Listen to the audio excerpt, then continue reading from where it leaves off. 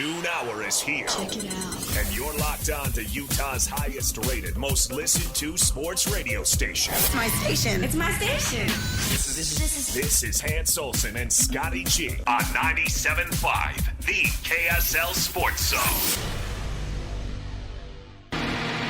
It's time to hear from the general manager of the Utah Mammoth, Bill Armstrong, on your exclusive home of the Utah Mammoth, 97.5, the KSL Sports Zone.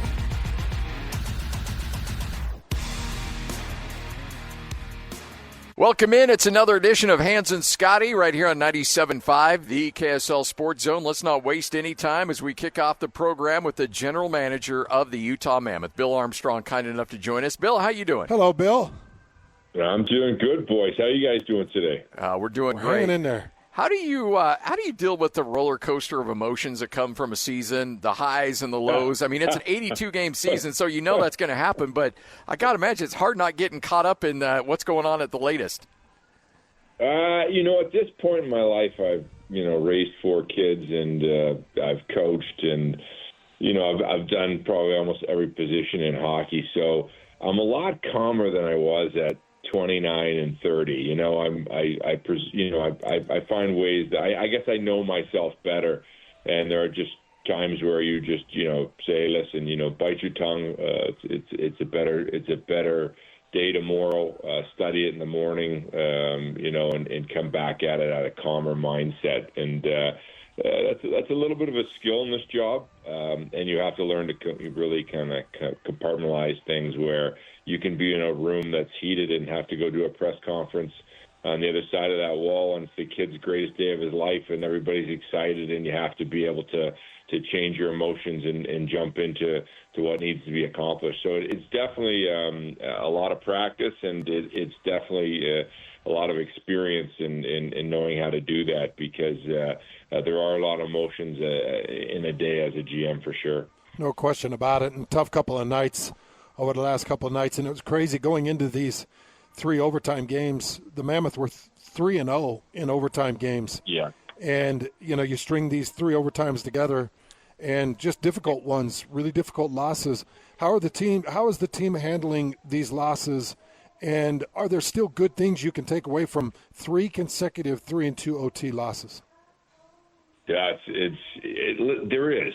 I think, the one thing about it is we get into this part of the season, and it's still early in the season. When it goes this way for you and it's not going your way, there's lessons to be learned, whether it's to back check it, whether it's better changes, or there's small things to be learned that causes the loss. And I think for our group, the one thing, the big picture, what you like about it, out of the last 8 points, we've got 5 of them. So you have to keep that in mind, and that's part of controlling your emotions and seeing the big picture. Our division is absolutely a battle. Every single night it's on. They're 1-goal games, and you better be ready to dig in and play our game. And so I like our team's battle last night. There's a lot of goodness that comes from coming back and in both games. And not playing well early on, and then stabilizing it on the road, and especially battling to get points. So there's some goodness. There's some learning curves, and some of those learning curves leaves a little scar. But you have to go through that. That's part of the adversity. And if we can clean up those small things in our game, we can find ways to win and get into the playoffs. So a little bit of a learning curve for us, but in the big picture, we got 5 of the 8 points. Well, you come home on a 4-game homestand. You played 13 out of 20 on the road, most road games of anybody in the NHL. That Delta Center's got to be a nice to come back home, I guess. It is. I think we've done a lot of road work, a lot of business trips we've been on so far, and I like where we're at as a team. We talked about, when we looked at that schedule at the start, we were like, man, this could be the storm that sinks the ship here if we don't get through it, And I like how our groups responded. I like how we've managed it and got through it, and it's been good. It's certainly going to pay dividends for us to get back on the Delta home ice and crush it. And so it's for us, we love to play at home. We love to play in front of our fans, and we got some great teams coming in. Vegas twice in a matter of about 5 days. Talk about the Golden Knights, what you guys expect from them. they're a good team every year. I mean, led by Jack Eichel. They got big bodies. We've got to use our speed. That's going to be our big thing for us. We got to drop penalties by using our speed. We got to get to the inside, make them play fast. I think we're one of the fastest teams in the National Hockey League, and when we play that way, it's hard to keep up. We play with great pace, and it's an entertaining style of hockey. But when we put it on teams, we can create a lot of offense because of our speed and our pace. So it's going to be a battle. They're well coached, and they've got some great players. What's the science behind having a team that's as fast as your team is and athletic as your team is, but 82 games, that's a long season, and you're only at the quarter mark of the season. How do you go about it from a scientific standpoint to make sure that your guys are just as fast in March and April as they are now?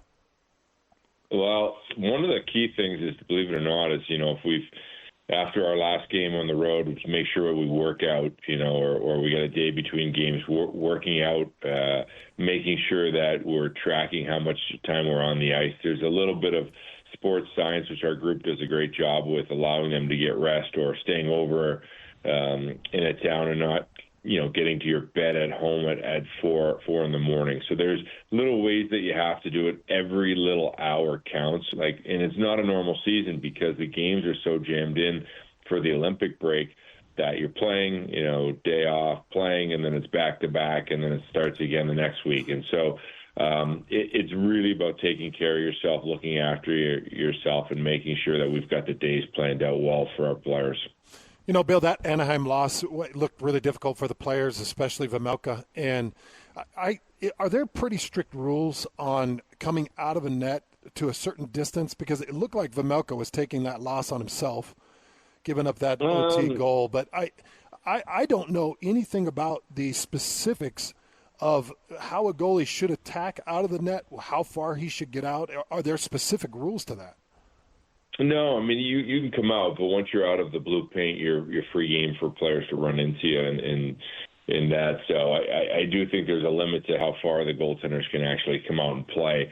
But that loss was on a lot of other, it was on everybody. It wasn't just on Vejmelka. And I think for us, there's a lot of learning curves. There are a lot of little things that we did in that situation we can do better. And I think that's something that you'd rather learn early in the season than later. So I like with our group, one thing about our group, we'll go back, we'll look at it, we'll fix it. Our players are dedicated. They're going to figure out and make sure it doesn't happen again. So I think when things happen like that to us, it's better it happens now so we can clean it up and fix it and move forward and make sure the next time it comes around that we're getting 2 points out of that game. I really enjoy these conversations and learning more about the game simply because, you see a goal given up and you immediately think, well, the goalie gave up that goal, when in reality that could have happened 10, 15 seconds prior where that goal was given up with a defensive breakdown or somebody not being marked up. I mean, there's a lot that goes into giving up a goal. Well, yeah, and they pull their goaltending at 6-on-5. If they just shoot the puck on net and outnumber you, they're going to get a good look at it, right? Could hit something in front and go on the net, and that's usually what happens on a 6-on-5.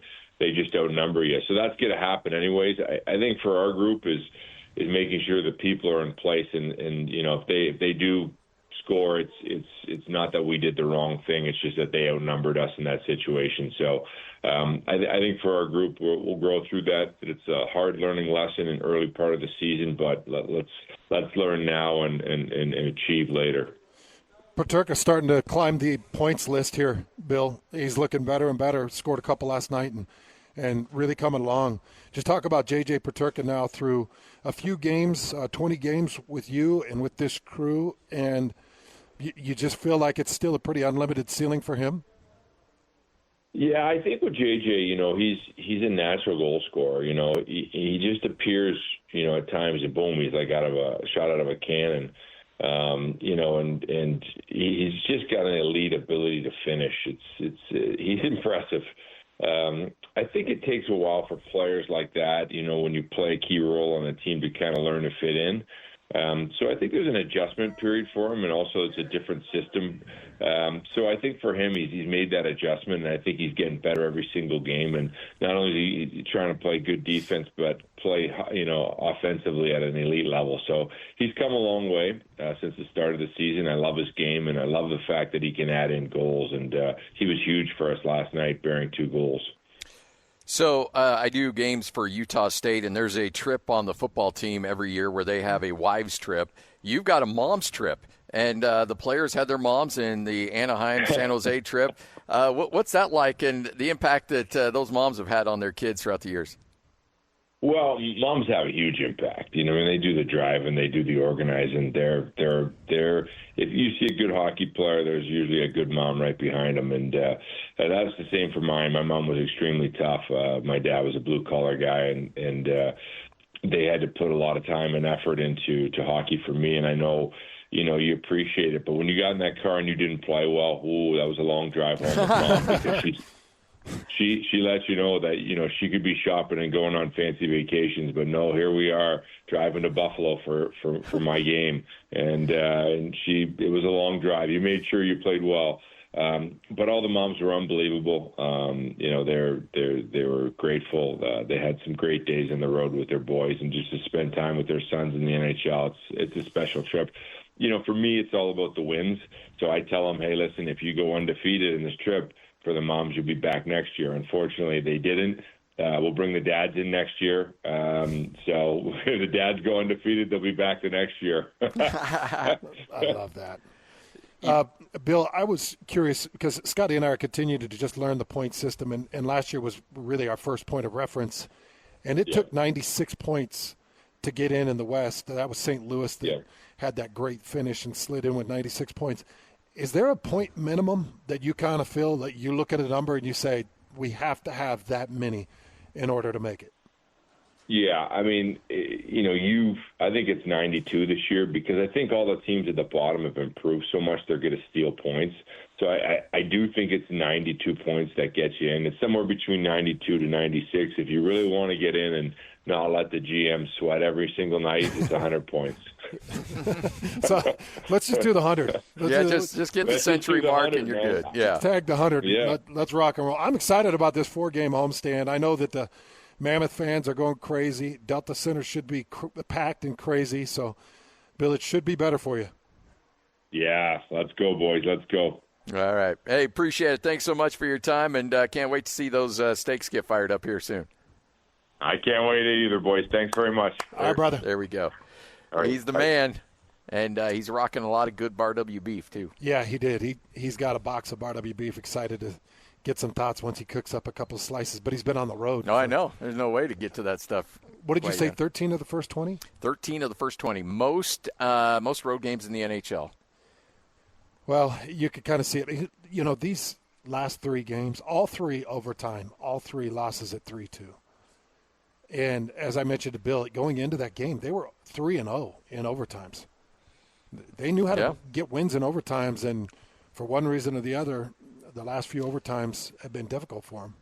There's and every overtime game's a little different. If you give up a late lead and it goes into overtime, that's a little bit of a gut punch. And then, if you're able to salvage a point because you score late and force a game into overtime and get a point that way, like every game kind of has a different emotional feel to it. But, it's still, you look at that trip overall and you came home with, a good chunk, 5 out of available 8 points. Mm-hmm. And so, you'll take that, but deep down you're also like, we could have had quite a bit more, though. Yeah, with the overtimes, you always feel like you're right there. Now, last night it did feel like San Jose kind of had the lead, took the lead, and I thought that it was good that Peterka was able to score and at least get them back in it to force overtime. But, that was kind of a tough start and a tough game throughout. But just to kind of clear that up for people, as you hear Scotty say, 8 available points.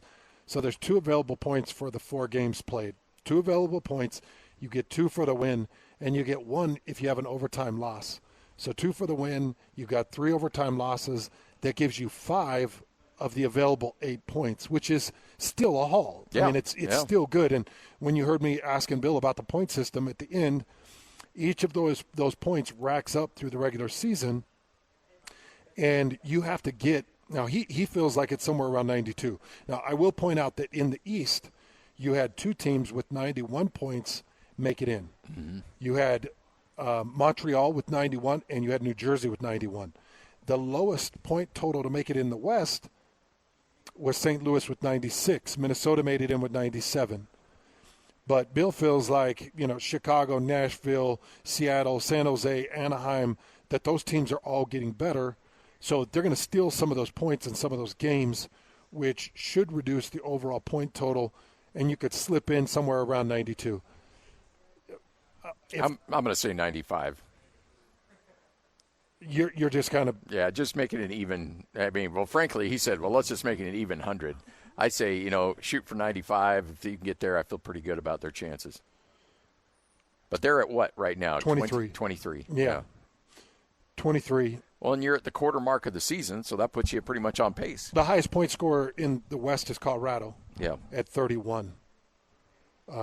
But in the Central Division, you've got Colorado at 31 points, Dallas at 27, Winnipeg at 24, Chicago at 24, Utah at 23, Minnesota at 22. Utah right now in front of Minnesota and St. Louis that made it last year. Mm-hmm. Chicago obviously was the bottom of the barrel, the Central. Chicago has really jumped up and playing much better hockey right now. And then in the Pacific Division, Anaheim leads it at 25 points. Then you got Vegas at 24, LA at 24, Seattle matching the Mammoth at 23, and standing in the fourth spot in the Pacific Division. So to that point, you've got an opportunity to go take 4 points from Vegas. Vegas has to play in Delta Center twice over the next 5 nights. So go take 4 points off Vegas. Yeah. And make this thing a lot more interesting in the Central Division. Utah's playing good. It's just, this 7 has been pretty rough, Scott. And that's why I talk to Bill about this, because the emotional roller coaster, and we see it with the Jazz all the time. There's some games, we'll have a stretch of games where we'll come out and hop on there and be like, wow, Jazz are red hot. And I know we haven't had a lot of those stretches over the last several years. And then a week later, like, oh, man, they just dropped 3 in a row. This is rough. I mean, it's the emotional roller coaster of a season. And right now we saw the high of the high early on in the season with the Mammoth, and now we're seeing things drop back down to earth a little bit. Yeah, they started the season 8-2. They get that win against Winnipeg, and they start the season 8-2. And they had that 7-game win streak that they went on. 8-2, fantastic start. They have lost 8 of the last 10. They're 2-8 in the last 10 to put them to 10-7. Yep. All right, Hans and Scotty, 97.5, the KSL Sports Zone. This is Hans Olsen and Scotty G on 97.5, the Sports Zone.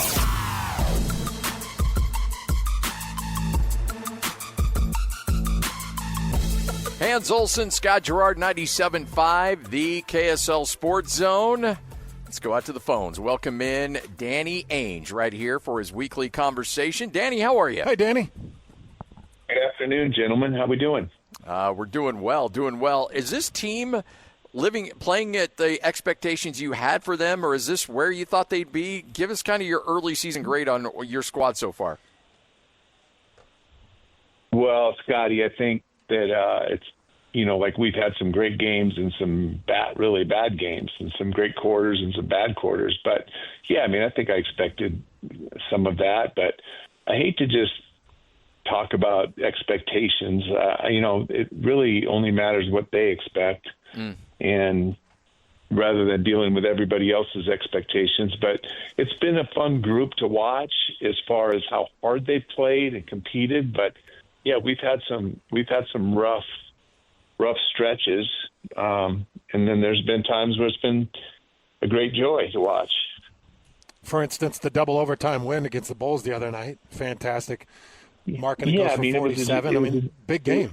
It was a train wreck in the first half, but in the second half it was really fun, and the overtimes were really exciting, and our guys played well.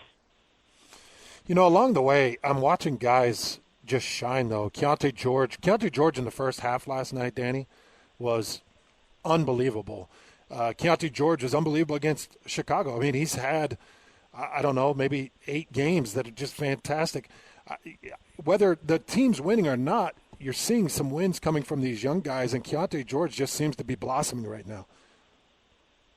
Yeah, Keontae's having a great year. I mean, he put in so much time in the off season, worked really hard. You can tell his confidence is very high right now. And, he struggled in the first half against Chicago the other night, but came back with a spectacular performance and followed up with a great first half last night. But no, Keontae's he's had a terrific year. And, he's showing that at his young age that he's becoming a legit big-time NBA player. That's fun. Is it usually, I know every player's a little different, but is it usually maybe 2 or 3 years before it really sinks in the amount of work and the work ethic you have to excel in the NBA? Is there a moment where it clicks that you can kind of say, okay, between year 2 or year 3 or year 1 and year 2, or is it just so different with every player? I think every player is unique and different. Some players need to understand how hard it is to play in the league.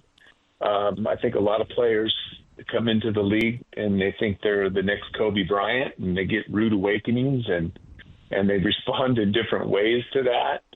But reality checks and earning respect and staying humble in this business is important. Staying grateful and humble, and where you got to perform every night, because every single player on that you play against, are All-Americans or really, really good players, and you're playing against the elite every night. Guys you haven't even heard of. Guys like T.J. McConnell are coming in. You better play good. Like, guys is one of the best players in the NBA Finals last year. There's just no nights off, and that's a hard lesson for many young guys to learn. I wanted to ask you a little bit about Svi Mykhailiuk, because last night I saw him have some on-ball defending that was just fantastic. I mean, they're playing some of the best, most dynamic players in the NBA, with LeBron's return, which was great, and, of course, Reeves and Doncic out there. And I saw multiple times if he was causing fits.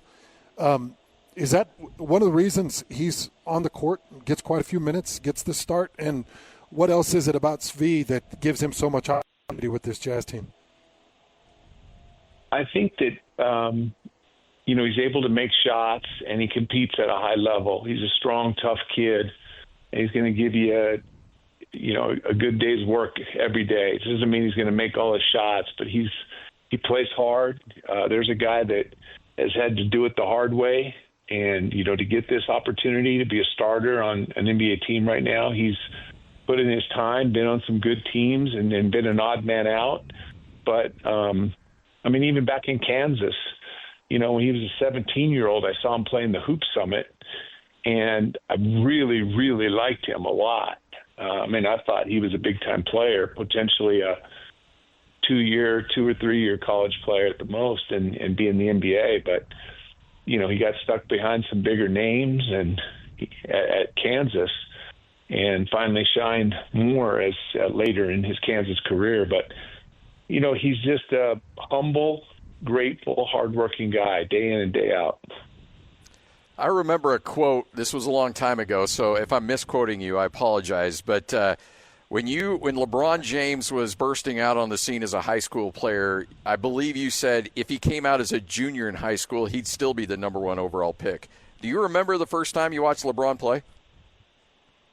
Yeah, so I was in a high school tournament, and it was like 5 minutes into seeing him for the first time. And I think it was back east. It was New Jersey or Philly or somewhere like that. I don't remember the gym. I've been in so many gyms over the years. But he was playing against Carmelo. And I was watching him play, and I remember a Sports Illustrated reporter came up to me and said, what do you think about LeBron James? And I said, well, I would trade him right now for all but 5 guys in the league.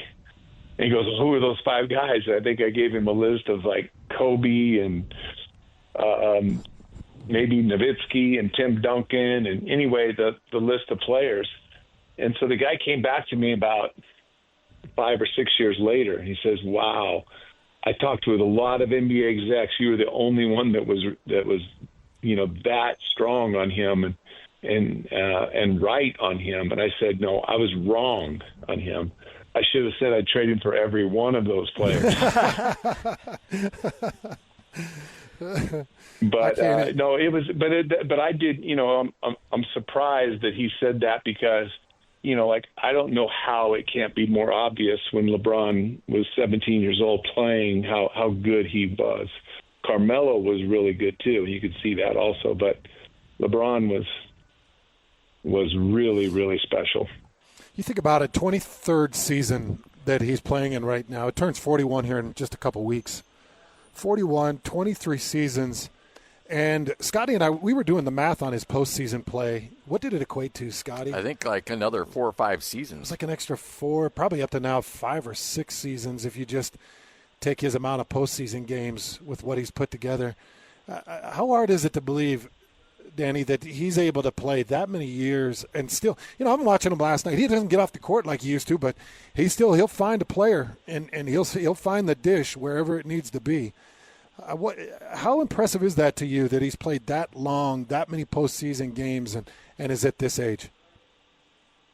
Yeah, so more than the length of his career, but the quality of his career has been pretty special. I mean, 23 years, but he's had 23 good years and probably 21 spectacular years, and he's still a good player.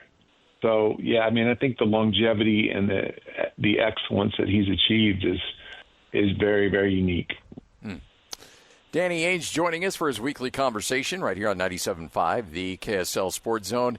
All right, when I say this, I'm not trying to get you into trouble. I'm just asking from a historic standpoint. Have you ever seen a ball boy get called for a delay of game for wiping up sweat when they're not supposed to?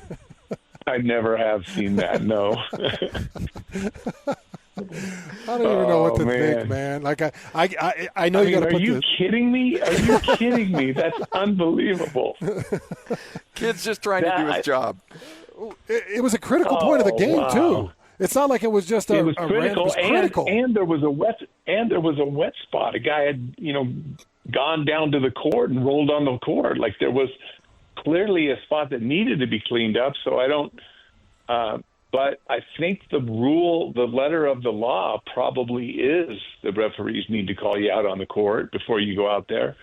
But, all you got to do is wave them off the court and hand the ball into the other team if you don't want it wiped up. But it was clearly a wet spot also. Unbelievable. Hey, Danny, I wanted to ask you just, the evolution of the game. We've talked a lot about the evolution, and I won't mention the particular player, but a lot of theatrics, a lot of kind of flopping motions go on in the NBA. In your time in the NBA, it felt like that was just more wrong. It feels like there's a bit of European flavor that's brought quite a touch of the theatrics. Where do you stand on the flopping and the acting to draw the whistle?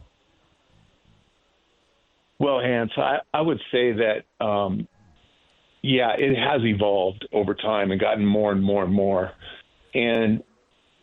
But before I say anything critical of the play and of the officiating in that regard, I would say the last 2 years in the playoffs, so the last 8 teams playing, I think the officiating is as good as I've ever seen it. Agreed. Of not falling for the flopping. Agreed.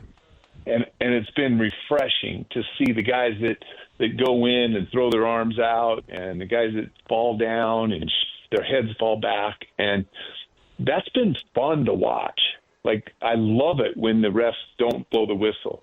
And, I see it over in Europe actually a lot more. You brought up European players, but in Europe, they do a lot of just lifting their arm up, just pulling their hand up from the elbow, just going get up, to flop. And I don't know why officials don't just simply say to some players, I'm not calling that, and because you're going to keep doing it. Just if you want a player to change, quit giving them the calls. So anyway. Yeah, no, it seems spot on. You know, you talk about European players, and the MVP race has just been dominated by European players over the last several years. Can you tie all that kind of back to the generational moment in '92 in Barcelona with the Dream Team? Do you think that's when things really took off from a European standpoint in regards to developing players at this level? I don't think. I think it was before that. I think it was when.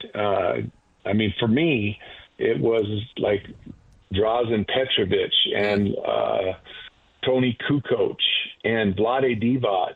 You know, like those were just three of the guys were all on the same team, and then you had Luis Scola and our San Antonio player, Ginobili, like those guys on the Argentine team. I think that those teams were really, really good. And I think that's when it kind of started. And the fact that Kukoc and Divac and Drazen was on his way to being an all-star when he passed away way too young of age. But, like, those guys were really good. And I remember our Boston Celtics team went over there in the mid-'80s, and we saw them, and we beat them, but it was really good basketball, and we were impressed by those teams. And you could see different regions. And when a group of people grow up together and have that kind of success, it not only changes their own country's basketball, but it changes the world of basketball. But yeah, we got Giannis and Jokic and Luka right now are three of the best players in the world and have been. And that's good. That's great for basketball. You got to go Shea with his Canadian roots too. Oh yeah, no doubt about it. Speaking of European players, I want to get your thoughts on Lauri Markkanen. He's obviously putting up all-star numbers, and he looks incredible. He looks different to me. It looks like he has more touch shots to me. I mean, this is just my football random observation, Danny, but it feels like he's got more touch shots. It feels like he's got just more feel, more flow. It's not as hard of a grind to get the points. What are you seeing on Lauri Markkanen's evolution? What's brought him to a 30.6 point per game average through the first few games here? You know, just what we've talked about. I mean, I think that it's just a work and a joy for the game. And I think that he is playing with a good team. He's playing with a very good coach that gives him a few easy opportunities and teammates that really look for him on the back cuts that, give him some baskets that are easier ones than ones that he has to earn on his own. Like last night, he had to work and earn a lot of the shots on his own last night. But he's more physical. He's put a lot of time in on his body. He's stronger, but he's initiating physical contact as an offensive player, initiating it, and it's been helpful to him. And he's just really developed through. And I think our coaches have done a good job of just helping him see that, watching a lot of film, and he's becoming a very, very, very complete player. For so many years, Jazz fans would go to a game and they'd look at the bench and they'd see Jerry Sloan and Phil Johnson and Gordon Chiesa and Kenny Natmy, and that was about it. Now it feels like you've got two rows of coaches on every team, and every player almost has their own position coach as well. How much has that helped in the development of players get better throughout their NBA career?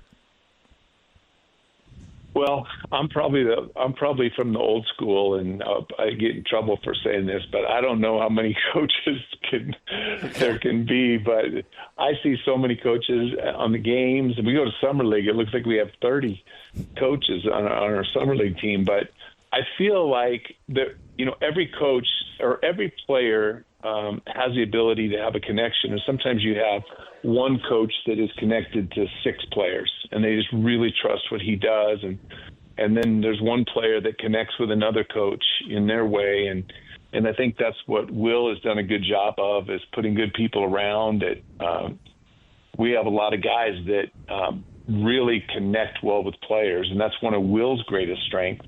Will grew up in a player development role, and I think he really enjoys being around the players also. and communicating with them. He's tough on them. He gets on them in the game, and not just the young players, but all the players. You know, he's taking Lauri out of the game for missing defensive assignments and getting on him, and Walker and Keontae. It doesn't matter who it is. And I think they respect that. And, you know, at the same time, he's developing relationships with these players. I love watching him coach hard. Coaches have done a good job, and I think Will has done a good job of putting a good coaching staff together. Yeah, even I'm just kind of joking about, like, there's so many. Yeah, I don't know how Larry Bird became such a great player with just two coaches, but somehow he did. He didn't have a personal chef and two people to stretch his big toes. And, I mean, there's these guys, they get it all nowadays. No doubt. Well, Danny, we appreciate your time. Thanks for hanging out with us as always, and look forward to catching up again next week. Good luck against OKC. Okay. All right, guys. Thanks. Good there talking. You go. Good stuff. Danny Ainge right here on The Zone. By the way, you hear Danny Ainge 90% of the time every Wednesday. If not, we'll have his son Austin was with us last week. Ryan Smith might join us as well. So Wednesdays at 12:30. Lock it into your calendar. It's going to be a Jazz conversation. Yep. And we'll go into depth on some things. So you just take on the Lakers. Luka Doncic leading the league in points per game. And now you get the favor of taking on the Oklahoma City Thunder with Shai Gilgeous-Alexander, I think is third or fourth in leading the league. So, and what are they, 18-1, 17-1? They were 14-1 the last time I looked. I can look it up real quick. By the way, LeBron James has played, we were talking. They're 14-1. They're 14-1. Yep. LeBron James has played 292 playoff games. So you take 292 divided by 82. That's, roughly almost 4 years. 4 full seasons of NBA basketball. So now we're talking about 27-ish seasons of basketball. Unbelievable. And, I was looking at when we were getting ready to talk about LeBron to Danny, I was looking at those numbers. He's missed some games, but he's played a lot of deep seasons. Oh, yeah. He hasn't missed as many games as maybe somebody might think. Nope. All right, Hans and Scotty, what you may have missed coming up next. Then at 1 o'clock, we will transition right into your Cougar preview show. Do nothing but talk BYU football from 1 to 3 right here on 97.5, the KSL Sports Zone. Let's go! Complete game coverage of the Cougars is right here on the KSL Sports Zone. It's a huge Big 12 battle for the Cougars as they head to Cincinnati for a showdown against the Bearcats. Your home for the best coverage of Cougar football is right here on 97.5, the KSL Sports Zone. This is Hans Olsen and Scotty G, presented by Mountain Land Supply on 97.5, the KSL Sports Zone. Woo! Hans and Scotty, 97.5, the KSL Sports Zone. This segment brought to you by Mountain Land Supply, where the pros go for all your plumbing, landscaping, and agricultural irrigation needs. Find a location near you at mountainland.com. Well, we just talked about it with Danny Ainge, Hans. The Jazz, the Lakers, just a little too much. Luka Doncic, big night. LeBron James coming back as well. Jazz drop a tough one, but again, scoring points and certainly making it exciting out there. Yeah, they get a couple nights now to rest, and then they've got Oklahoma City coming up on Friday. It's Friday, right? So they get yes, the 21st. Is that Friday? Or is it Thursday? I know they get 2 days. I think it's Thursday. It's Friday. Tomorrow's Thursday, Friday. That's Friday, right? Yeah. Yep. Yeah. So they do get a couple of days off, and that'll be good for them. But Mammoth are back home. They get a 4-game homestand, and that's going to be huge for them because they've been fantastic in Delta Center. The tough thing is you got the Vegas Knights coming in, and the Vegas Knights have been really good. We've got the Cougar preview show that's kicking off here in just a few minutes, and I wanted to just throw this out as we'll talk more in depth about it tomorrow in the Utah preview show.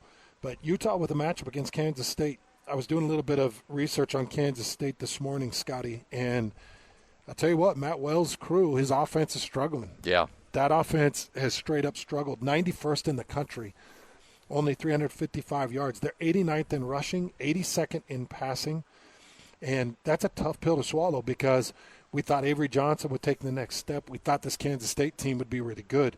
Turns out they're below the middle of the pack, both offensively and defensively. Yeah. One thing they do is force turnovers. They've forced 24 turnovers on the year. To put that in perspective, Utah's forced 13. BYU's forced 18. I was researching Cincinnati, getting ready for Cincinnati. They've forced 9. Kansas State's forced 24 turnovers, but they've lost 14. But that still puts them number 8 in the country at a +10 margin. Yeah. Crazy that they're losing at a +10 margin. Yeah. Like we will have Frank. Oh, no, we will not have Frank. No, Frank is ditching us. Yeah, again, we appreciate your I know your we do help. have a couple of people. Oh, Trevor Riley. Nice. Yeah, Trevor Riley's doing an hour tomorrow. That's so cool. So we'll get the goods. We'll get the deets. Kick off the shoes and socks and hang out with Trevor Riley. We'll get the goods on what type of fight went down outside of the Colorado practice facility. And you know what? And Trevor, the one thing I love a lot about Trevor Riley, that dude has no filter. No filter. You ask him any question whatsoever, he will tell you everything you want to know. Well, and he thinks outside of the box. Yes. I mean, who else thought to go to the Saudis for money for NIL? Well, a lot of people now, but he was the first. He was the first. Yeah. He was the first to get on a plane and do it. Yep. That dude is so fearless. Always has been. Oh, yeah. It's one of my favorite people. Eds and Scotty, Cougar Preview Show next right here on The Zone.